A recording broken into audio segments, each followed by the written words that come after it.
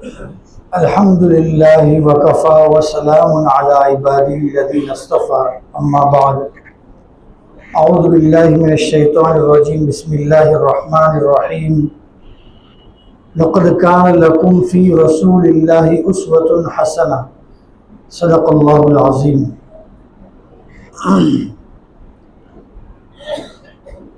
اللهم صل على سيدنا مولانا محمد وعلى آل سيدنا مولانا محمد وبارك وسلم. رب اشرح لي صدري ويسر لي أمري واحلل عقدة من لساني يفقهوا قولي. بزرگان محترم، ہماری جو مجالس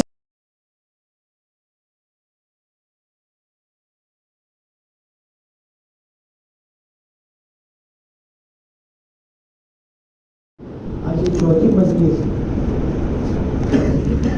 آپ صلی اللہ علیہ وسلم نے جب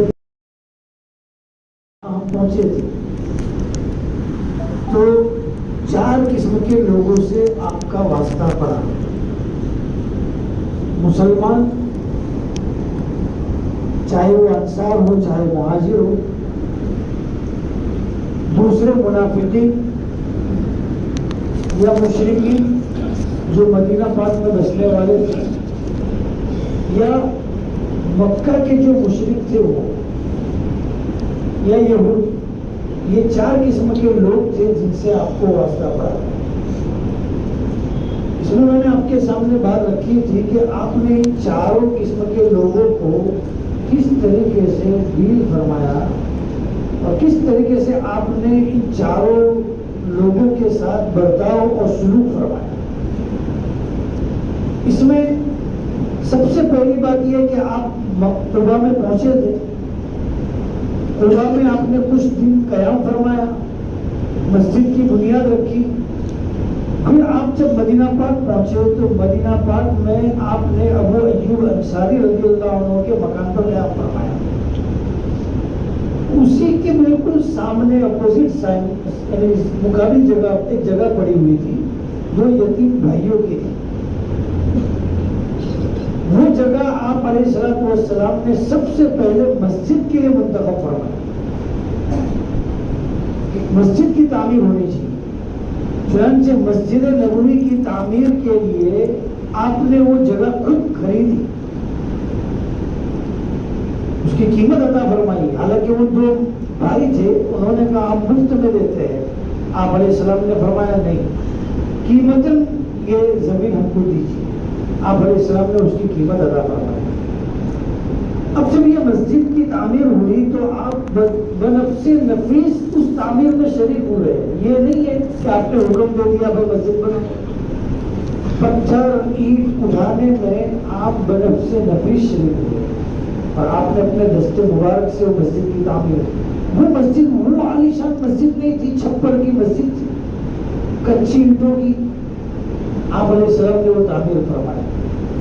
اب دیکھیے مسجد جو تعمیر ہوئی ہے نا، تو یہ مسجد صرف مسجد نہیں تھی، یہ ایک بڑی اسلامی تعلیمات کے حصول کی یونیورسٹی تھی. اسی مسجد میں بیٹھ کے صحابہ نے آپ صلی اللہ علیہ وسلم کی پیاری تعلیمات کو لیا. اب اندازہ لگائیے ابو ہریرہ رضی اللہ عنہ کون ہے؟ وہ پیاری شخصیت ہے جو 4 سال آپ کی خدمت میں رہے صرف، اور ان 4 سال میں وہ آپ کے ساتھ اٹھتے بیٹھتے.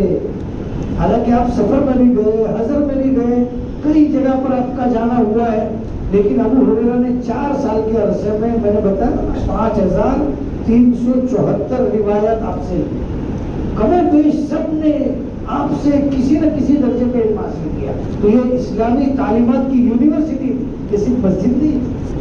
اسی طرح یہ ایک ایسا مرکز تھا جہاں پر آپ صلی اللہ علیہ وسلم کی محنت کی بنیاد پر عصبیت سے، دیکھو آپ عرب کے بارے میں تو جانتے ہیں، عصبیت ان میں کوٹ کوٹ کے بھری ہوئی، تعصب اور عصبیت.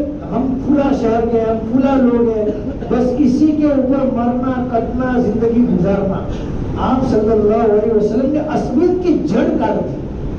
اس مسجد کے اندر ہر کوئی بھائی بھائی بن کے رہتا تھا، چاہے وہ انصار میں سے ہو چاہے وہ مہاجر میں سے۔ تیسرا، یہ مسجد جو تھی نا، یہ پورے ریاست کا انتظام یہاں سے چلتا تھا۔ کسی بے کس کی مدد اگر کی جاتی تھی تو مسجد سے کی جاتی تھی۔ پورے سرایہ اور غزوات کے لیے جو لشکر بھیجے جاتے تھے وہ مسجد سے تیار کر کے بھیجے جاتے۔ گویا یہ مسجد صرف مسجد کی حیثیت میں نہیں تھی، ایک پارلیمنٹ بھی تھی۔ یہاں پر مجلس شورا قائم ہوتی تھی، صحابہ کے ساتھ آپ بیٹھ کر ریاست مدینہ کے تعلق سے مشورہ فرماتے تھے، اور یہی فقراء کا مسکن بھی تھی۔ اصحاب صفہ کو تو آپ جانتے ہی ہیں، ان کے لیے مستقل آپ علیہ السلام نے ایک جگہ بنائی تھی جہاں پر یہ اصحاب صفہ رہتے تھے۔ کم و بیش کبھی 30 کبھی 40 کبھی 50 ان کی تعداد مختلف اوقات میں ہوتی رہتی ہے۔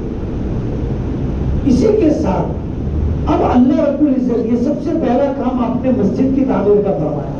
مسجد کی تعمیر کے بعد اب دیکھیے مدینہ مکہ کے اندر دارالحرب تھا، یعنی اسلامی حکومت تھی نہیں، اس لیے وہاں پر کوئی احکام شریعت کی طرف سے نازل ہی نہیں ہو رہے تھے۔ جو بھی نازل ہو رہے تھے وہ زیادہ سے زیادہ یہ دیکھو تو اعمال کے تعلق سے نماز ہی ہے جو آپ پر نازل ہوئی تھی، ورنہ زکات، حج، روزہ، یہ جتنی چیزیں ہیں یہ سب مدینہ پاک میں آنے کے بعد نازل ہوئی۔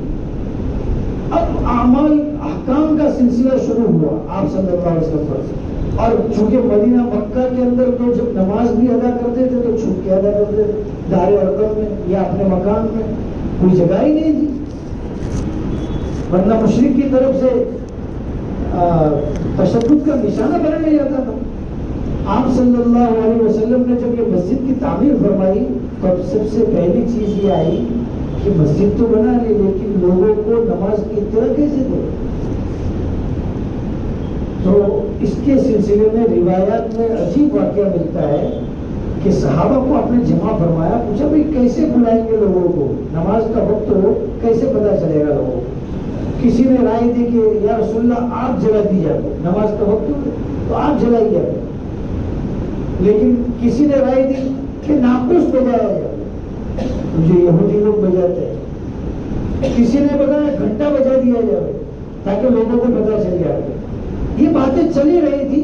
ابو داؤد کی روایت جو بھی میں نے مغرب کے بعد ہی دیکھی، ابو داؤد کی روایت میں ابھی میں نے سبق بھی پڑھایا تھا، اس میں آپ علیہ السلام نے ایک صحابی کو یہ بھی فرمایا کہ بھائی ناقوس خرید لو، وہی بجا دیا کریں گے، ابھی کوئی متفقہ چیز تو سمجھ میں آ گئی۔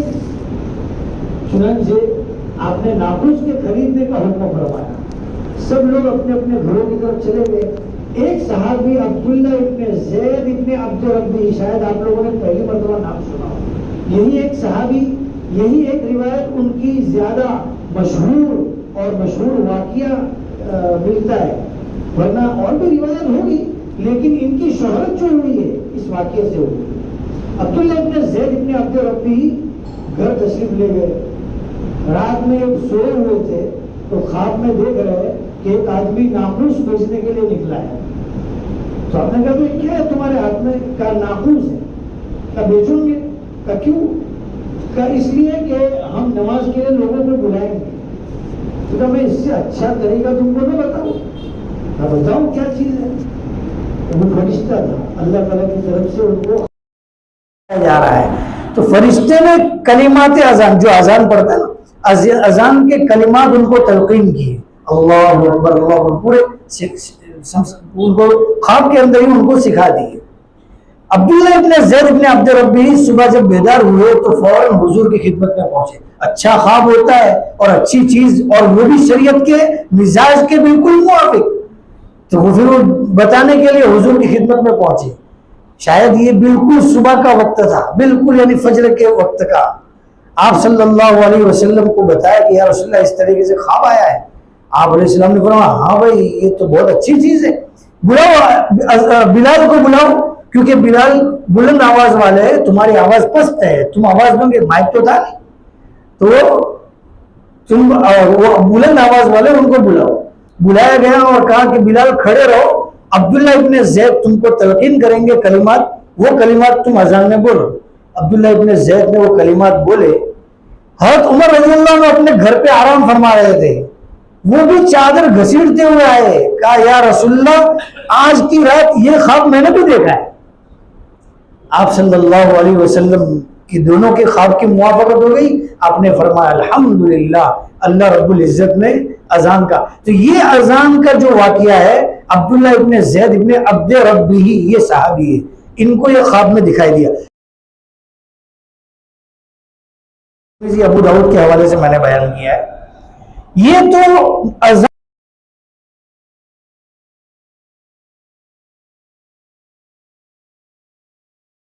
دوسرا اہم کام جو آپ نے مسلمانوں کو جمع فرمایا. حضرت انس ابن مالک رضی اللہ عنہ کے مکان میں, اور اس مکان میں آپ نے انصار اور مہاجر کا آپس میں بھائی چارگی کروائی کہ یہ ایک دوسرے کے کیا ہے, اب آج سے آپ ایک دوسرے کے بھائی ہو, اور اب تمہارا ان کا غم تمہارا غم اور ان کا غم تمہارا غم, یعنی دونوں ایک دوسرے کے غم گسار رہیں گے, ایک دوسرے کی تکالیف میں شریک رہیں گے, ایک دوسرے کے مددگار بنیں گے. اب یہ آپ نے بھائی چارہ فرمایا, اور ایسا بھائی چارہ آپ اندازہ لگائے کہ 80 کے قریب مہاجرین اس وقت موجود تھے. بعض روایت میں 46-45 کے قریب ہے مہاجر تھے, اور آہستہ آہستہ مہاجرین کی تعداد بڑھتی جا رہی تھی, آ رہے تھے نا مکہ سے. تو وہ 45 کے قریب ان لوگوں کا آپس میں معاہدہ فرمایا کہ تم ایک دوسرے کے بھائی ہو. اچھا, اس میں 2 واقعے مشہور ہیں.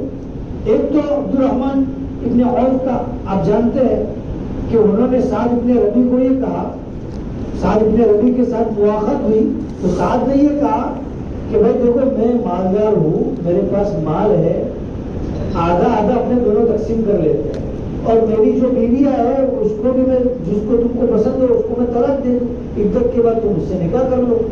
عبد الرحمن نے کہا تم کو مبارک ہو رضی اللہ عنہ, مجھے تو بازار کا راستہ دکھاؤ, میں تو تاجر آدمی ہوں, مجھے راستہ دکھاؤ کہاں ہے بازار. بتایا گیا کہ فلاں جگہ بازار ہے.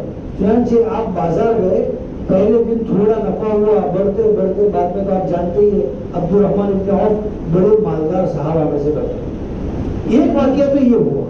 دوسرا واقعہ ہوا کہ انصار حضور کی خدمت میں آئے اور آ کے عرض کر رہے, ایثار کی انتہا دیکھیے, کیا کہہ رہے ہیں یا رسول اللہ یہ ہمارے باغات ہیں, ہمارے باغات کو آدھا آدھا تقسیم کر دو, آدھا ہمارا آدھا ہمارے مہاجر پائے گا, جس کے ساتھ ہمارا بھائی چارہ ہوا ہے وہ آدھے کا پارٹنر. آپ علیہ السلام نے فرمایا نہیں ایسا نہیں ہوگا. تو کہا پھر کیا ہے رسول اللہ, پھر کیا شکل ہے؟ تو کہا کہ یہ تمہارے باغات کے اندر کام کریں گے اور کام کے بدلے میں تم اور دونوں پھل کے اندر شریک ہو جائیں. بعض صحابہ نے ان انصار کے باغات کے اندر کام کیا. یہ مواخات آپ نے جو فرمائی, مواخات تو سمجھ گئے نا, آپسی بھائی چارگی کہ ایک دوسرے کے بھائی ہے. میرے بھائیوں دوستوں بزرگوں, یہ بڑا حکیمانہ فیصلہ فرمایا تھا آپ نے, کیونکہ عرب کے اندر معمولی باتوں پر جھگڑے ہوتے تھے اور دشمنیاں ہزاروں سال تک چلتی تھی اور ایک دوسرے کے خون کے پیاسے ہو جاتے تھے. یہاں تو حضور نے وہ جڑ ہی کاٹ دی. آپ نے بھائی چارہ فرما کے ایک دوسرے کے غم میں شریک کر دیا, اور یہ شرکت کی وجہ سے آپس کے اندر جوڑ اور محبت اور ایک ایسا صالح معاشرہ تیار ہو گیا کہ میرے بھائیوں اس سے بہترین معاشرہ دنیا میں آج تک نہیں دیکھا ہے. الحمدللہ.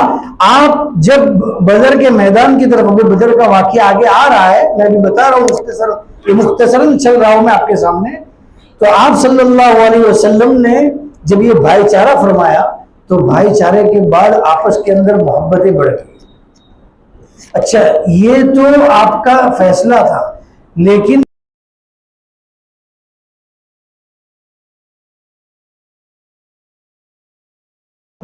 السلام نے جب بھی مجلس لگتی تھی اور ایثار کے تعلق سے جو چیزیں بیان کرتے تھے, اس میں جب پہلی مرتبہ میری ملاقات ہوئی تو حضور نے کیا فرمایا, افشوا السلام, सलाम करो, लोगों को खाना खिलाओ, वो सब रिश्तेदार है उनके साथ बर्ताव करो। वसल्लु बिल्लैल वन्नासु नियाम, और रात में जब सब सोए हो उस वक्त तुम नमाज पढ़ो। तदखुलुल जन्नत बिसलाम, जन्नत में सलामती के साथ दाखिल हो जाओ। इसी तरह एक रिवायत में फरमाया अल मोमिनु लिल मोमिनि कल बुनियान, मोमिन मोमिन के लिए कैसा है, एक इमारत की तरह है। यशुद्दु बाज़ुहु बाज़ा, इमारत कैसे बनती है, गारा मिट्टी और ईंट वगैरह सबको एक दूसरे से जोड़ा जाता है, तो ऐसे ही हर मोमिन दूसरे मोमिन के साथ एक इमारत की तरह है। ये आपकी तालीमात का सिलसिला शुरू था। एक तरफ तो आप अंसार को ये फरमा रहे थे और मुहाजिरिन को ये फरमा रहे थे कि सवाल हरगिज मत करो, सवाल कल कयामत के दिन चेहरे पर खराश बन के आएगा। आप अलैहिस्सलाम ने सवाल की इतनी मजम्मत बयान फरमाई कि एक मरतबा एक सहाबी आए कुछ मांगने के लिए, तो आपने फरमाया तुम्हारे पास कुछ है क्या, नहीं है, तो उन्होंने कहा चादर है। आपने वो पूरा मशहूर वाकया सुना होगा। आपने पूरा अपने हाथ से दस्ता तैयार करके कुल्हाड़ी उनके हाथ में दी, 15 दिन तक कमा और 15 दिन तक मुझे चेहरा मत दिखा। सबको खड़ा किया कि सब एक दूसरे की हमदर्दी, एक दूसरे के साथ ईसार मोहब्बत के साथ रहे, लेकिन अपाहज भी न बने। इस तरीके से आपने एक मुआशरा कायम फरमाया। ये तो हो गया मुसलमानों के दरमियान। यहूद के साथ आपने एक मुआहदा कायम फरमाया, उसका नाम था मीसाक़े मदीना। उसमें बहुत सारे उसूल कायम किए थे, लेकिन उसमें एक चीज ये थी, मदीना पर अगर कोई हमला करेगा तो हम मिलके साथ में दिफा करेंगे, तुम दुश्मन का साथ नहीं दोगे, मुसलमानों का साथ दोगे, और तुम पर जुल्म हम पर जुल्म समझा जाएगा, हम पर जुल्म तुम पर जुल्म समझा जाएगा। इस तरीके से हम रहेंगे, चाहे तुम अपने दिन पर रहो हम अपने दिन पर रहे। एक मुआहदा ये हुआ यहूद के साथ। अच्छा, मुनाफिकीन को मुशरिकीन ने, मैं 3-4 किस्म के लोग थे ना, तुम यहूद के साथ भी मुआहदा हो गया, मुसलमानों के साथ मुआखात हो गई, और मुनाफिकीन जो थे उनको मुशरिकीन भड़का रहे थे। आप अलैहिस्सलाम एक मरतबा उनके दरमियान में तशरीफ ले गए और फरमाया देखो, अगर तुम हमारे साथ जंग करने पर खड़े हो जाओगे तो उसका नतीजा क्या निकलेगा, मुशरिकीन को तो फायदा ही फायदा है, तुम्हारे यहाँ पर अजीज और अकारिब है, यही एक दूसरे के काटे जाएंगे। तो इससे बेहतर है कि उनकी तकलीफों पर सब्र कर लो, लेकिन उनके बहकावे में मत आओ। चुनांचे ये जो मुनाफिकीन थे उनमें से अक्सर छट गए, वो भी अपने अपने काम में लग गए। अब मुनाफिकीन के बात खत्म हो गई, अब मसला रहा मुशरिकीन का। आप सल्लल्लाहु अलैहि वसल्लम ने अंदरून में ये काम फरमाने के बाद आपने सबसे पहला काम ये फरमाया सल्लल्लाहु अलैहि वसल्लम कि अब मुशरिकीन की तरफ से अब आयत नाजिल हुई। मुशरिकीन ने खुली धमकियां देना शुरू कर दिया था। एक सहाबी साद इब्न मुआज उम्रा करने के लिए मक्का गए, वो चूंकि ताजिर आदमी थे, तो साद इब्न मुआज जब मक्का के अंदर उम्रा कर रहे थे तो उमैया बिन खल्फ कह रहा है, मियाँ यहाँ पर उम्रा तो बड़े मजे से कर रहे हो, लेकिन एक दिन हम आएंगे, हमने तुमको वीजा दी है, मोहम्मद के लिए तो नो एंट्री है, नाउजुबिल्लाह, जो यहां से गए उनके लिए तो नो एंट्री है, तुम मदीना पाक से आए हो, चूंकि अंसारी थे ना, तो तुम्हारे लिए एंट्री है, लेकिन याद रखो तुमने हमारे साथी को पनाह दिए ना, ईंट से ईंट बजाएंगे हम तुम्हारी। अब ऐसी खुली धमकियां दी जा रही। अब ये आए, उसी दौर में अल्लाह रब्बुल इज्जत की तरफ से वो आयत नाजिल हुई, उज़िन लिल्लज़ीना युक़ातलूना बिअन्नहुम ज़ुलिमू। अब क़िताल की इजाजत दी जा रही है कि अब तुमको क़िताल की इजाजत है, अब मुशरिकीन को अब डर के मत रहो। अब तक आप लोगों ने जितना भी सब्र किया है, अब वो सब्र का पैमाना लबरेज हो चुका है। अब तुमको इजाजत दी जा रही है, अब उनके मुकाबले में खड़े हो जाओ। चुनांचे उस वक्त आपने 2 काम फरमाए। एक तो ये फरमाया कि मक्का से लेके शाम तक जितनी बस्तियां थी, आपको पहले भी बताया था, शाम में उनका तिजारती काफिला जाता रहता था, जितनी बस्तियां थी उन सब से आपने दोस्ताना हलीफाना ताल्लुक कायम फरमा लिया कि आप हमारे साथ जंग नहीं करेंगे, हम तुम्हारे साथ जंग नहीं करेंगे।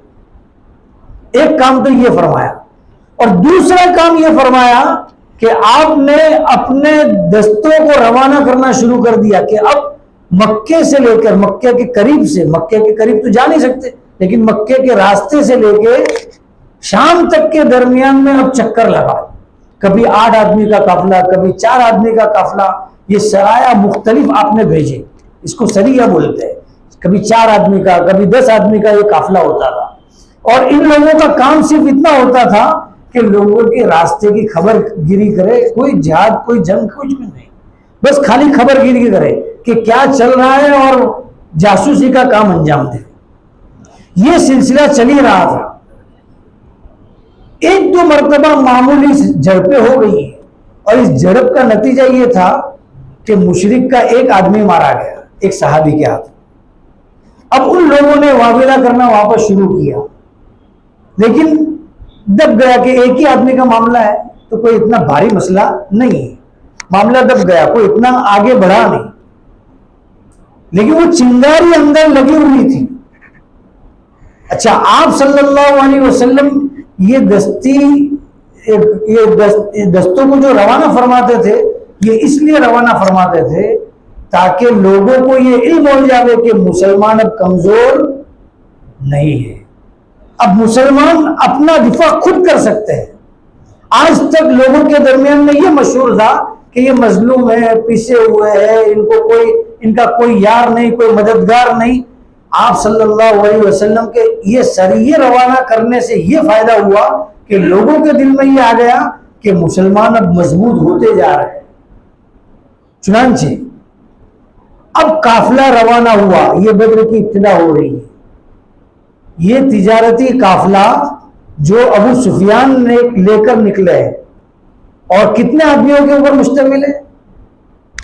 40 یا 50 آدمیوں پر یہ مشتمل قافلہ ہے، اور اس میں 1000 اونٹ ہیں۔ پہلے تو یہ بچ کے نکل گئے، جاتے وقت تو شام چلے گئے۔ آپ صلی اللہ علیہ وسلم کو اطلاع ہوئی، آپ صلی اللہ علیہ وسلم نے 2 صحابہ کو روانہ فرمایا، طلحہ ابن عبید اللہ اور سعید ابن زید کو، کہ جاؤ ذرا دیکھو یہ قافلہ کہاں پر پہنچا ہے، کیا حال چال ہے ان لوگوں کا۔ چنانچہ یہ دونوں گئے، مدینے کے قریب میں ایک جگہ تھی، بدر سے پہلے بدر سے بھی آگے تک، جہاں پر وہ قافلہ شام کی طرف جا رہا تھا، اس راستے میں وہاں پر پہنچے، اور وہاں پر پہنچ کے ان لوگوں نے وہاں کے جو رہنے والے تھے ان لوگوں سے جائزہ لیا، تو پتہ چلا کہ قافلہ اب آنے کی تیاری میں ہے۔ یہ گیا تھا، کافی ٹائم ہو گیا، تجارت پر مشتمل ہو کے اب یہ قافلہ واپس مکہ کی طرف جانے والا ہے۔ یہ دونوں حضرات یہ خبر لے کے مدینہ پاک میں پہنچے، آپ صلی اللہ علیہ وسلم کو واقعے کی اطلاع دی۔ آپ نے یہ دونوں حضرات کی اطلاع پر صحابہ کو جمع فرمایا کہ اب مشاورت کی جائے کہ پھر کیا کیا جائے۔ بعض لوگوں نے کہا کہ یا رسول اللہ یہ قافلہ بہت ساز و سامان کے اوپر مشتمل ہے، یہ مکہ جائے گا تو لا محالہ ان کی قوت بڑھ جائے گی، اور یہ مال غنیمت ہے اللہ رب العزت کی طرف سے ہم کو ملا ہے، تو ہم کیوں نہیں اس کے اوپر، کیونکہ اب وہ کھلی دھمکیاں دے رہے ہیں کسی وقت بھی ہم پر حملہ کریں گے، تو اب کیوں، وہ ہمارے جانے دشمن ہیں، تو کیوں نہیں اس قافلے کو لے لیا جائے۔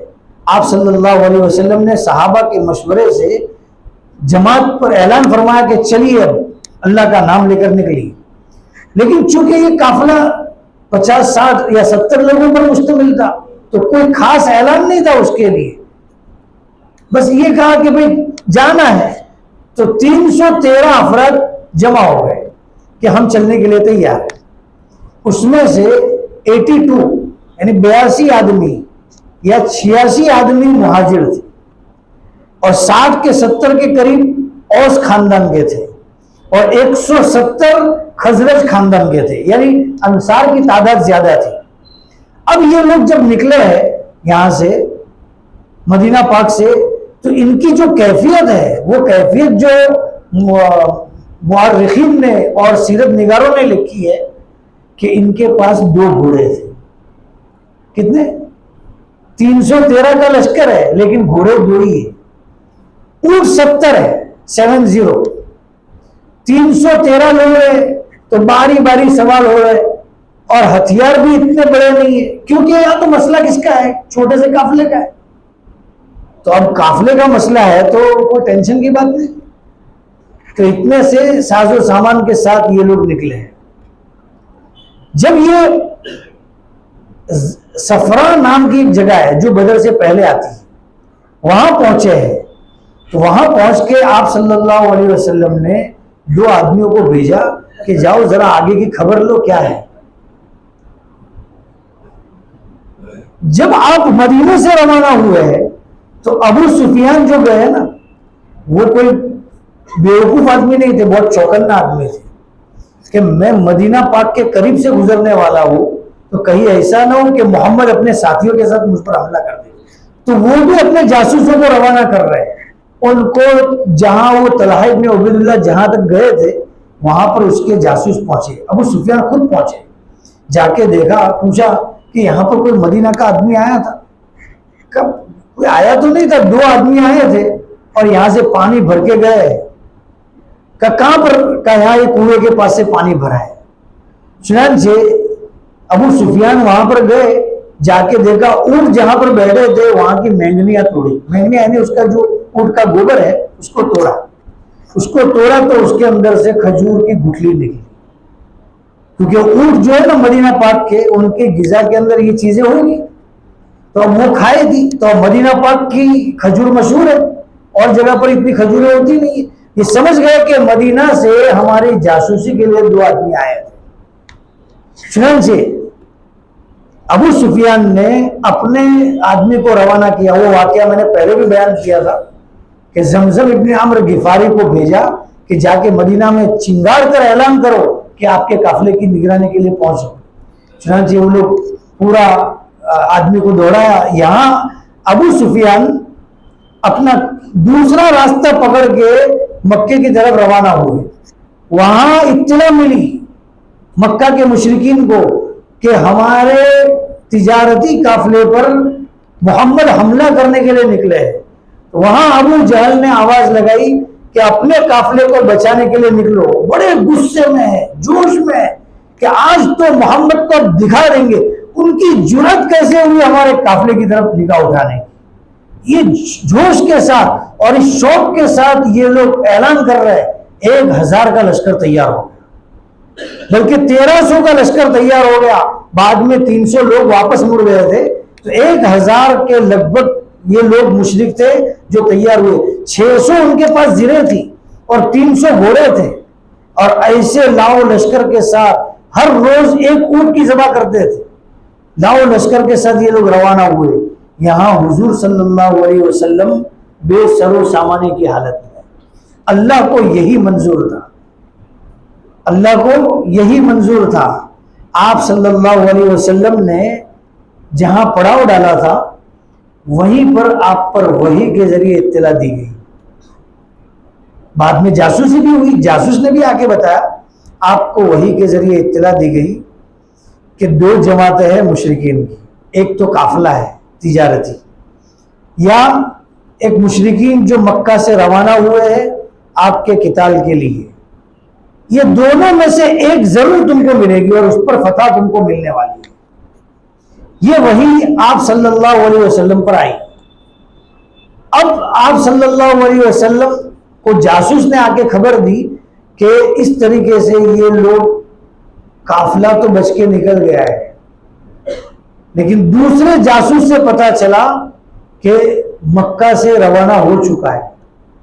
آپ صلی اللہ علیہ وسلم نے سب کو جمع فرمایا اور اب صاف صاف بات تھی کہ دیکھیے صورتحال یہ ہے کہ ہم قافلے کے لیے نکلے تھے لیکن مشرکین مکہ سے نکل چکے ہیں ہمارے مقابلے کے لیے. کیا کیا جائے بتائیے، اب رائے دیجیے. آپ نے تو تہیہ فرما لیا تھا لیکن آپ صحابہ کا ابھی مورال دیکھنا چاہتے تھے کہ ان لوگوں کی کیفیت کیا ہے، ان کا دل کیا کہتا ہے. تو سب سے پہلے صدیق اکبر کھڑے ہوئے. کہا یا رسول اللہ آپ جو چاہیے تو کر گزری. حضرت عمر فاروق کھڑے ہوئے، انہوں نے بھی یہی بات کہی. اب مقداد ابن عمرو کھڑے ہوئے, انہوں نے کہا یا رسول اللہ آپ اگر بولیں گے نا تو ہم سب کچھ کرنے کے لیے تیار ہے, یہاں تک کہ ہم موسیٰ علیہ السلام کی قوم کی طرح نہیں ہے کہ موسیٰ علیہ السلام کی قوم نے تو کیا کہا تھا کہ تم جاؤ اور تمہارا رب جاؤ اور قتال کرو, اذهب انت وربك فقاتلا انا هاهنا قاعدون, ہم تو یہاں بیٹھے ہوئے ہیں, ہم ایسے لوگ نہیں ہیں, ہم آپ کے ساتھ کھڑے ہیں. لیکن آپ پھر بھی فرما رہے ہیں بھائی مشورہ دو مشورہ دو. سعد ابن معاذ جو انصار میں سے تھے وہ سمجھ گئے کہ آپ صلی اللہ علیہ وسلم کا مقصود انصار ہے. مہاجر تو کھڑے ہو کے بول رہے ہیں لیکن انصار میں سے کوئی نہیں بول رہا ہے. سعد ابن معاذ نے کھڑے ہوئے اور کہا یا رسول اللہ آپ ہمیں مراد لے رہے ہیں, میں انصار کی طرف سے پیش قدمی کر کے یہ عرض کر رہا ہوں, آپ کی دوستی جس کے ساتھ ہے اس کے ساتھ ہماری دوستی, آپ کی دشمنی جس کے ساتھ ہے اس کے ساتھ ہماری دشمنی, آپ جہاں ہم کو لے جائیں گے ہم وہاں جانے کے لیے تیار ہیں, آپ ہمارے مال میں سے جو لیں گے وہ ہم بخوشی دینے کے لیے تیار ہیں, اور جو چھوڑیں گے ہم بخوشی رکھنے کے لیے تیار ہیں, بلکہ آپ جو ہمارے مال میں سے لیں گے اس پر ہم زیادہ خوش ہیں, اور آپ ہم کو کھینچ کر برق الغمات تک لے جائیں گے. برق الغمات جو ہے نا یمن میں ایک جگہ تھی, اب وہاں تک ہم کو لے جائیں گے تو ہم ساتھ میں چلنے کے لیے تیار ہیں. جب یہ سعد ابن معاذ نے یہ جملے کہے آپ صلی اللہ علیہ وسلم کے چہرے انور پر خوشی کی لہر دوڑ گئی, اور آپ صلی اللہ علیہ وسلم نے صحابہ کو فرمایا بسم اللہ آپ تیار ہو جاؤ, اللہ رب العزت نے مجھے 2 جماعتوں میں سے ایک جماعت پر غلبے کی بشارت دے دی ہے. پھر آپ صلی اللہ علیہ وسلم نے اپنے صحابہ کے ساتھ کوچ فرمایا اور بدر کے میدان میں جہاں جنگ بدر واقع ہوئی ہے وہاں آپ صلی اللہ علیہ وسلم پہنچے ہیں. ابھی بھی صحابہ کو یہ کہا جا رہا یہ تھا کہ شاید قافلہ ہمارے ہاتھ میں آ جائے گا اور دشمن سے مٹ بھیڑ نہیں ہوگی, بڑے لشکر سے بچاؤ ہو جائے گا اور قافلہ ہمارے ہاتھ میں آ جائے گا. تو 1-2 جاسوسوں کو آپ نے روانہ فرمایا, یہ جاسوسی کر کے 2 آدمیوں کو پکڑ کے لائے جو مشرک کے تھے, آپ کی خدمت میں پیش کیے. آپ صلی اللہ علیہ وسلم نماز پڑھ رہے تھے, یہ ان کو پوچھ رہے ہیں کہ کہاں سے ہو, تو انہوں نے کہا کہ میں مشرک, ہم دونوں مشرک کے یعنی مکہ سے آئے ہوئے قریش کے ساتھ آئے ہیں. تو یہ ان کو مارنے لگتے, اور جب یہ بہت مارنے لگتے تو یہ پھر جھوٹ بولتے. یہ دونوں غلام یہ کہنے لگے کہ ارے بھائی ہم ابو سفیان کے قافلے سے, تو چھوڑ دیتے. آپ صلی اللہ علیہ وسلم نے نماز کے بعد فرمایا ارے بھائی جب یہ سچ بول رہے ہیں تو تم اس کو مارتے ہو, اور جب یہ جھوٹ بول رہا ہے تو اس کو چھوڑ رہے ہو. یعنی صحابہ ابھی بھی ڈر رہے تھے کہ اتنے بڑے لشکر کے ساتھ ہمارا آمنا سامنا ہوگا اور پہلی جنگ ہے. اسی لیے قرآن کریم میں اس جنگ کی جو کیفیت بیان کی ہے کہ اگر پہلے سے وعدہ طے کر کے آپس میں تاریخ طے کر کے یہ جنگ ہوتی تو یہ جنگ ہی نہیں ہو پاتی. آپ صلی اللہ علیہ وسلم کو اور مشرکین کو اچانک اللہ رب العزت نے جمع کر دیا, اور آپ صلی اللہ علیہ وسلم نے جو تحیہ فرمایا تھا یہ تحیہ فرمایا تھا کہ آج تو اب حق کا غلبہ کر کے دکھانا ہے, کیونکہ اگر یہ ہم نے اپنے آپ کو پیچھے رکھ دیا اور پسپائی اختیار کی تو کل یہ دشمن جو ہے نا ان کو ہمارے ملک میں داخل ہو کے حملہ کرنے کا موقع ملے, یعنی مدینہ پاک کے اندر. اور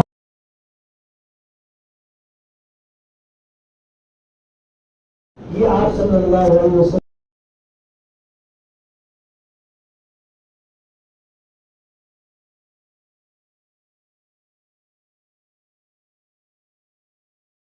بارے میں عرض کیا جائے. دعا کر لے.